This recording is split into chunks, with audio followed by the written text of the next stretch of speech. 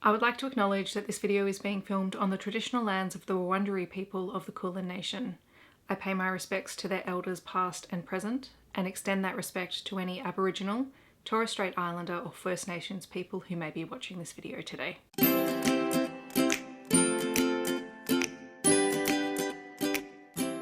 Hi everyone, my name is Steph and this is the Novelty Corner, and today I'm here with my spoilery recap and review of Storm Echo by Nalini Singh. Now, if you have been following my channel for the last 12 months or longer, you will know that I have recapped and reviewed every single book in the Side Changeling and Side Trinity series. This is book 6 in the Side Trinity series, and it comes after 15 books in the first series and 2 anthologies, and there's a lot of books. That said, I have not filmed one of these videos in over a year. I'm very, very rusty. I could not remember what I was supposed to be doing, so bear with me. I'm also not going to be holding this the whole time. I'm going to put a picture on the screen just because it will probably be lengthy, so go and grab a drink and a snack and settle in. Editing Steph here.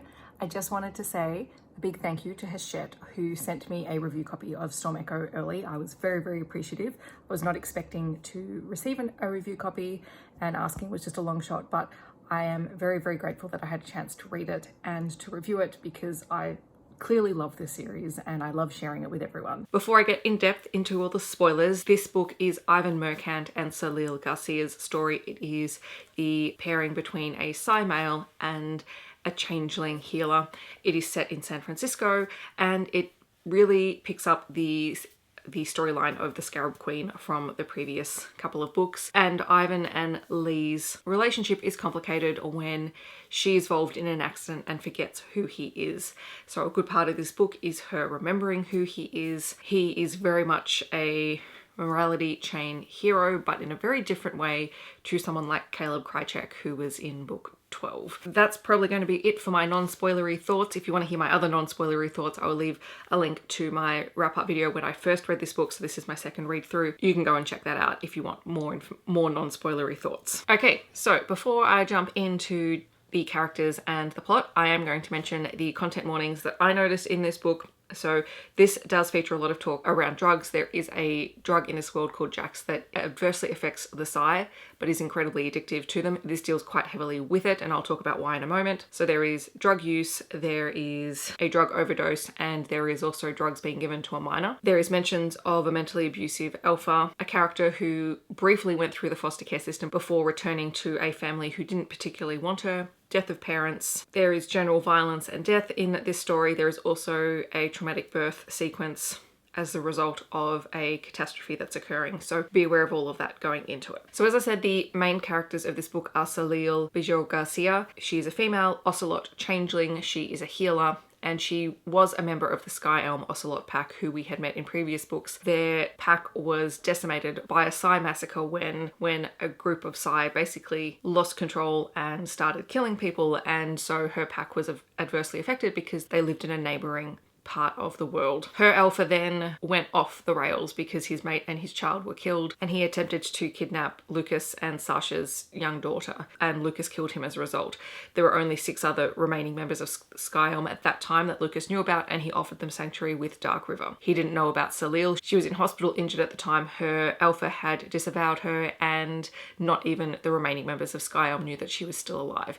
The event that inciting event that put her in the hospital is in this book. We find out that she is the daughter of a human and the loner changeling son of the then alpha of Sky Elm, who was her grandfather, who was, as we learn, not a particularly nice man. And he blamed Lay's mother and then Lay herself as the reason why his son left the pack. Her parents died in a car crash when she was younger, and she was also in the car and she was trapped in there with them, and she doesn't drive as a result of that. And the other result of that car crash is that she has a scar that crosses most of her face, and it's such a deep scar that it even translates to her changeling form. So that's Salil. Like, she is bright, she is quirky when we first meet her, and then after this accident, because there is a bit of a time jump as we learn past and present events in the first couple of chapters, we see that some of that brightness has gone out of her and she slowly regains that through the story. She is a healer, and traditionally we know that healers in this world are very warm, very caring figures. They take care of absolutely everyone, and she has that personality and fiercely loyal to Ivan. Which brings us to Ivan, who is the second oldest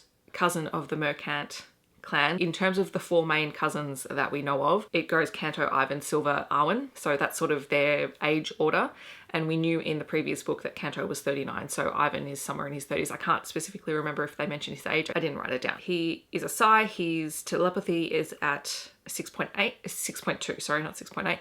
And he has another primary psychic power that is at a 8.9 level, which he refers to as the spider at his center. He doesn't like this power. It tends to trap people in its web, and he is trying to keep it caged. So his backstory, he was born to a woman named Nora who was living on the street. The entire time of her pregnancy, she was taking Jacks, and this obviously had a negative effect on her child. It definitely changed his brain and his brain chemistry because he was exposed to so much of it before he was born, and they were living on the streets because she was in hiding from her family. When they didn't have food, when he was younger, she would feed him small amounts of Jacks. So he has been exposed to this from a very, very young age, and he believes that this is what has negatively affected and warped his main psychic power. There's also times in the story where Ivan refers to Jacks and also this addiction that he has himself, and he knows that it would be really easy to fall back onto it, and he's determined not to.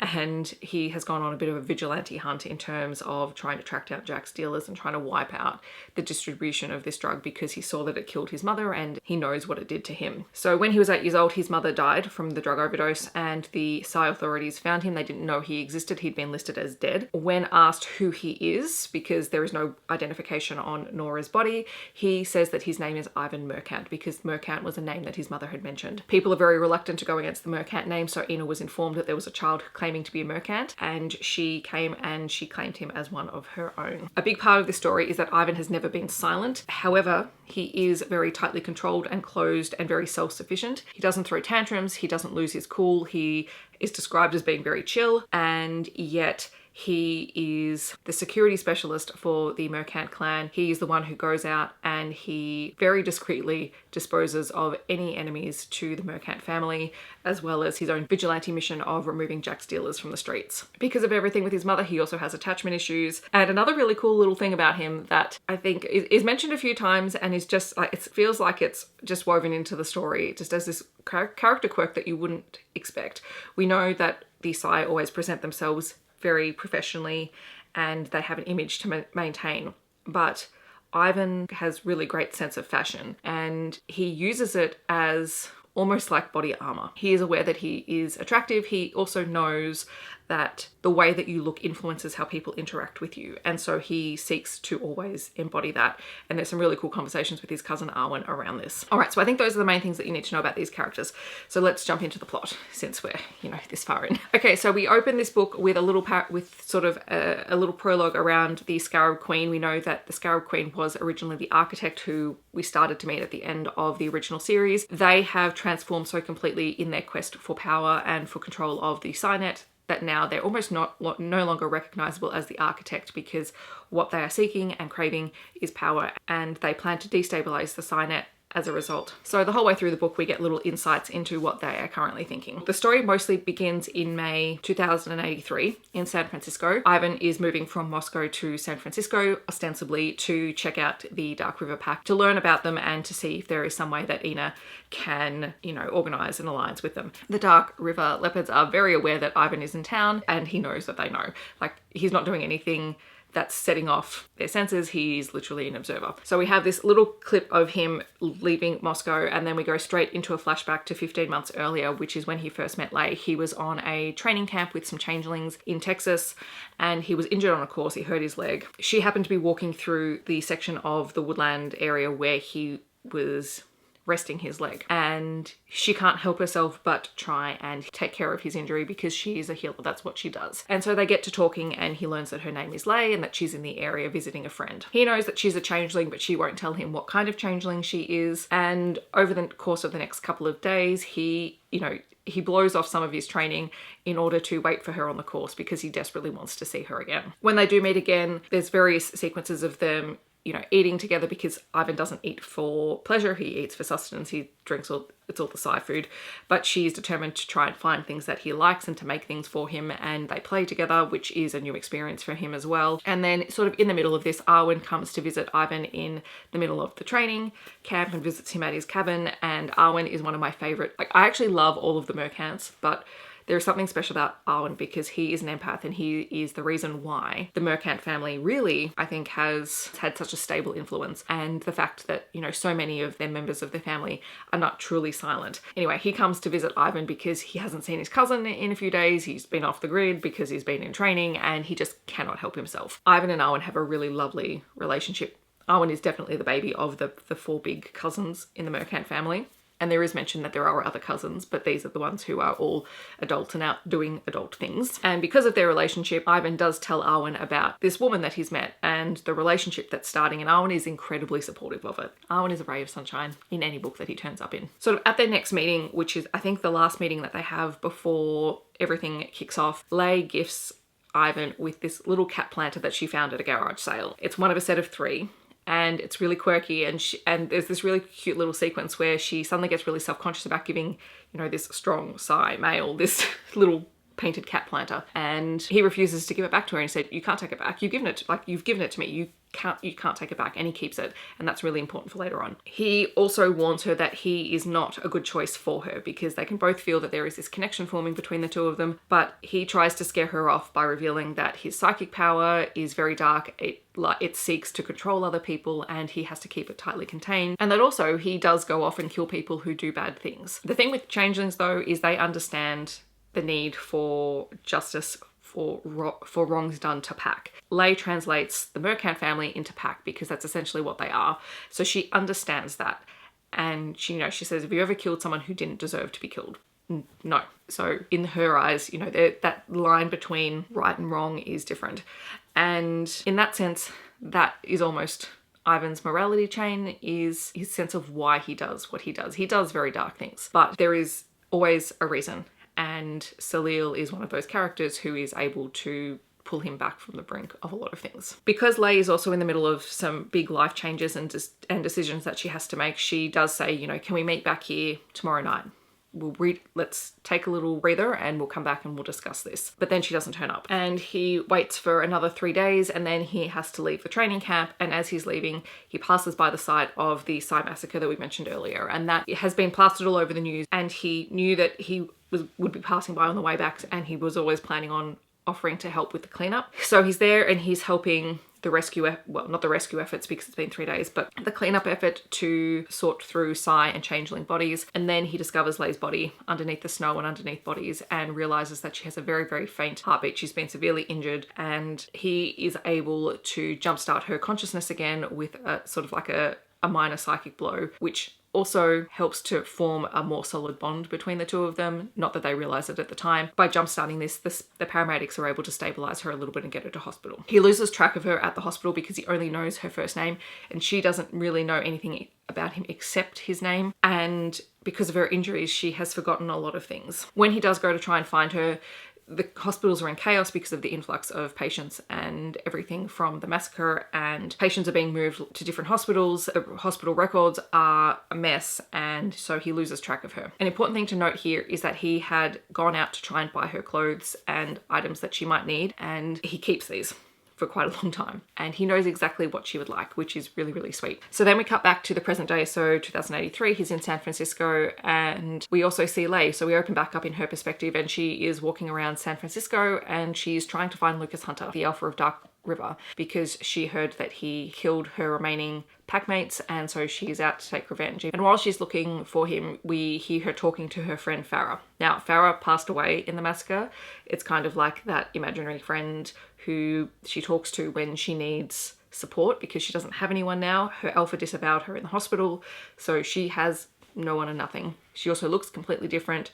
She hasn't been eating properly and all of that sort of thing. So she looks physically different except for sort of the identifying feature of her scar. And while she's walking around, her cat senses somebody it knows and it locks on a stranger across the street who's staring at her. She doesn't recognize him, but her cat is just dying to go over there and to see him, and you know, it's Ivan. But before anything can happen, there is a massive signet rupture. Basically chaos ensues. There is a giant hole in the signet. It's like an abyss. So before, where Caleb was kind of able to stabilize holes, in this case he can't. Like, there's nothing there. It's dead space, and in the center of it is an island where some Psi minds have been trapped. This rupture sends Ivan to his knees, quite literally, and he is able to stabilize himself by throwing out anchors to the signet to keep himself safe, and then he is able to use his powers to literally grab falling Psi and throw them, you know, their minds back into safe areas of the signet, which is a really cool power. And at the same time, Lei is trying to help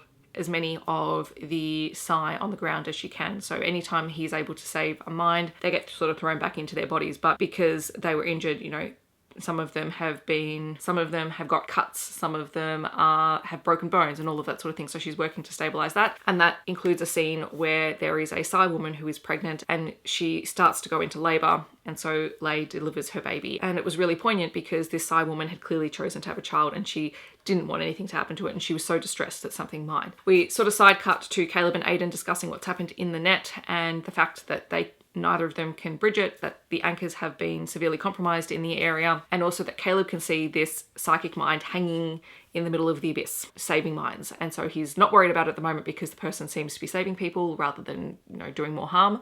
But he notes that it is very, very strange that this person is not supported by anything, is literally in the middle of dead space, saving people. After things start to calm down, Lei is able to go to the man that her cat recognizes and she begins to treat his wounds, and Ivan realizes that she doesn't remember who he is. Lucas also turns up because because of the event, but also because she is an unknown changeling in his territory. There's a little bit of a standoff between Lucas and Ivan, and Lei does collapse because she has overexerted herself, which prompts the changelings to take her because they are the ones best suited to care for her at this point in time. Dark River also tells Ivan to go back to his apartment because they know he's there and he's not causing trouble, but at the moment he is not required in helping Lei because it's changeling business. When he does get back to his apartment, he does pass out because he has also overexerted himself, and in his dreams he meets up with Lei on the dream plane, which is really cool, and it happens multiple times because their bond is very unique. Because he can see it, but he can't influence it. And Lei can also see it because it's her bond.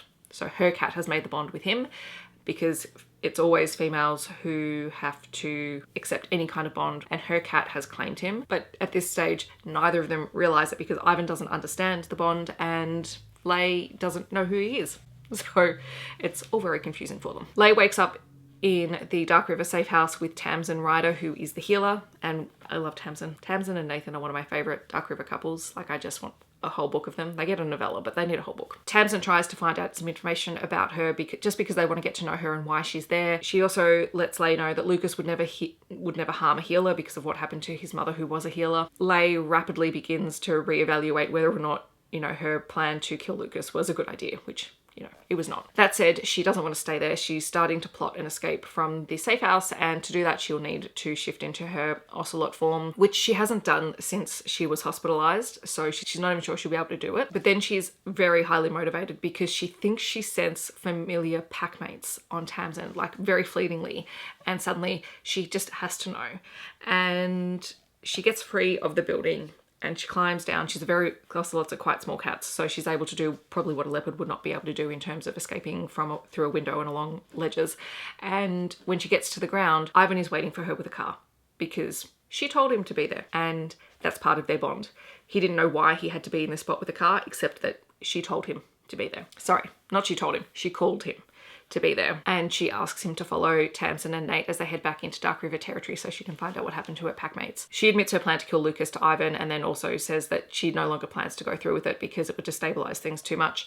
And also it's not in her nature to do that. She was just distraught and she had no other outlet. And that's where she talks about how being disavowed by Monroe and not knowing anything about her pack, and that's what's driving her grief. So when they get to the house, they observe 4 children, so Tamsin and Nathan's twins, Roman and Julian, and 2 other younger packmates, climbing out a window to go and play on the play equipment in the middle of the night. And Leigh realizes that the other 2 cubs are Razi and Natal, who were children from her pack. They recognize her. There is a very emotional, teary reunion. And then there's also an older healer from her pack who is also living there, who was basically like a grandmother to Leigh, who's also there. And they're, it's a very poignant, very heartwarming scene that is witnessed by Ivan and Tamsin and Nate. Nate eventually finds Ivan and basically tells him to come inside because he's part of it now. Tamsin and Nate recognize that there is a bond between Ivan and Leigh, but it's not quite a mating bond, so they're not quite sure what to do about it, except tease Ivan, clearly, and try and feed him cookies. Leigh finds out what really happened to her pack by Aurelia, who is the older healer, and Lucas arrives and basically offers Leigh the same thing he offered the rest of her pack, that she could become a member of Dark River, but she needs to be blood bonded to him, which they go through with.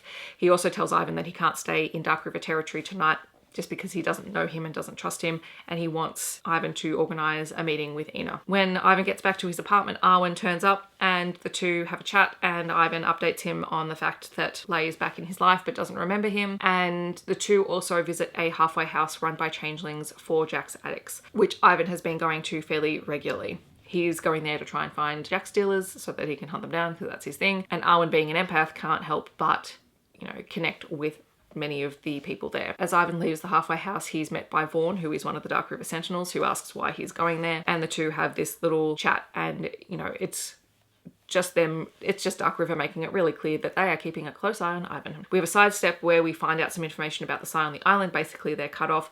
They're still alive, but they're unresponsive in the real world because they are literally trapped. Like, there is no way off the island. Caleb can't get into it. He can't see what's going on. So they are, I think they're nicknaming it the Chaos Net. The next day, Leigh decides to visit Ivan at his apartment, and she finds him locked inside his own mind. He has decided to go into the Chaos Net to see what's going on because, he was able to see the island when he was rescuing people. And he went there to try and figure out what was going on, found himself trapped, but Leigh is able to pull him out because of their bond. While she's in his apartment, she sees the cat planter. It prompts a memory because she remembers those cat planters because she had 3 of them. He tells her about the time they spent together in Texas, and she begins to remember herself. Her cat finally sort of releases some of those memories to her. We find out the reason she didn't meet him that night was because Aurelia was sick and she'd gone to her mentor to help her, which is why she missed the meeting, and she didn't really have a way to contact him. And then the massacre occurred and everything got really crazy. They fill each other in on their backstories, including the fact that despite the fact that Ivan claimed that he was a mercant, when he was a child, he began to realise that Ina Mercat would never have lost track of a child or a grandchild. So he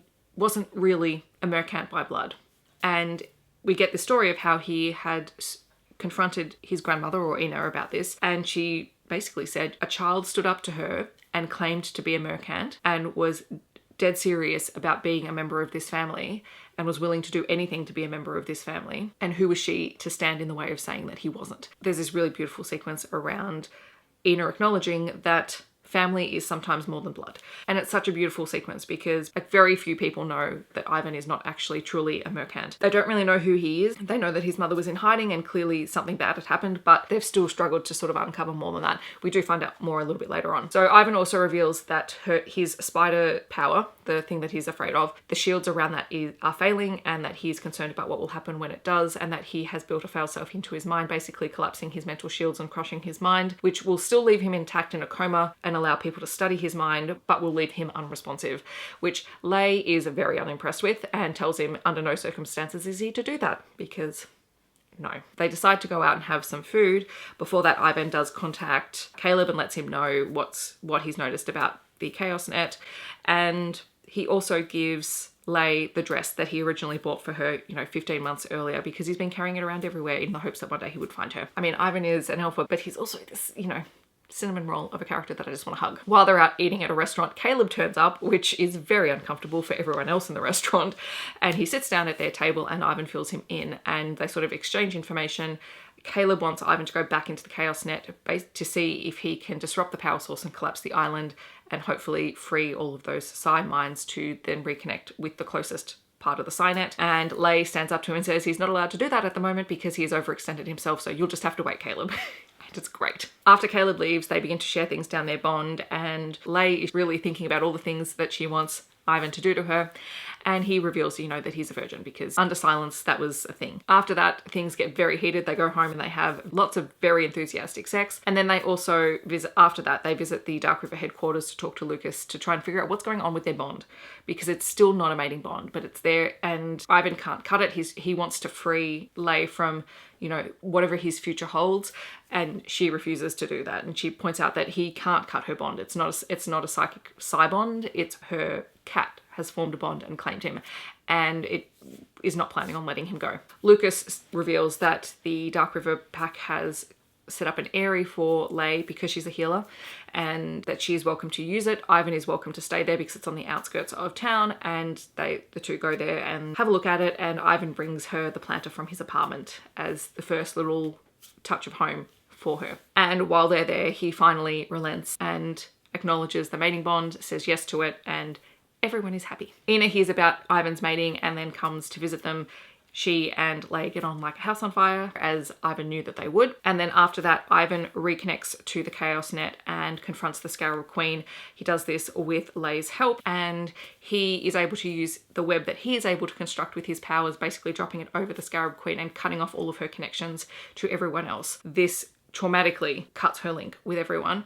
It frees all the other psi minds. It really destabilizes and damages the Scarab Queen, who disappears from the Chaos Net. And Ivan has to use the powers that he's afraid of to catch all of the other psi minds as the island implodes. What it turns out is he doesn't reconnect them to this psi net. He begins to form a net of his own with him at the center, and he and Lay are able to see that the spider at the center of his power is not actually a spider. That's just the warped part that he's been afraid of. It's actually a heart, and all of these psi minds are able to connect to it. I think it's about 32 psi minds. After using all of this power, Ivan and Lay both wake up about 32 hours later. They find a whole bunch of people waiting for them, particularly Arwen, who was really worried when Ivan dropped out of the family network, because, you know, that would have caused him a huge amount of distress as an empath. This new network that Ivan has created is connected to Dark River through Ivan's bond with Lay and her bond with Lucas. So Lucas can feel these extra minds there, and suddenly we now have a network that encompasses all three races. You have Psi, changelings and humans all in the same network, which Sasha observes is the way that it probably always was supposed to be, because Ivan's net is so stable and so secure. We also cut to Kanto, who has been doing some more investigating into Ivan's family. He finds Ivan's father,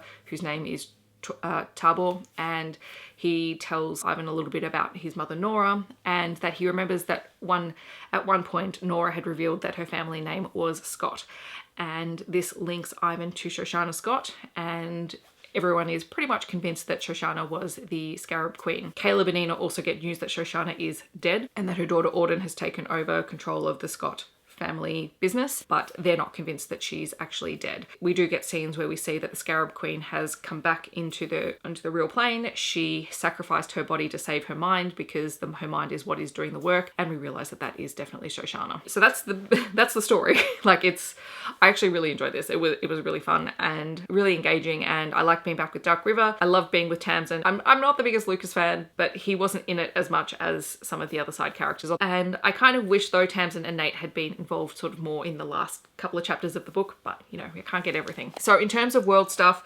we finally get the, you know, confirmed reveal of the architect / the Scarab Queen. It is Shoshana Scott. We are introduced to the Rockstorm Wolf pack. I'm hoping that they'll turn up in another book. They are the pack that offer training courses for changelings and Psi. We revisit the Skyelm pack storylines, which we only had previously got Lucas's side of when he went to confront the Alpha for trying to kidnap Naya.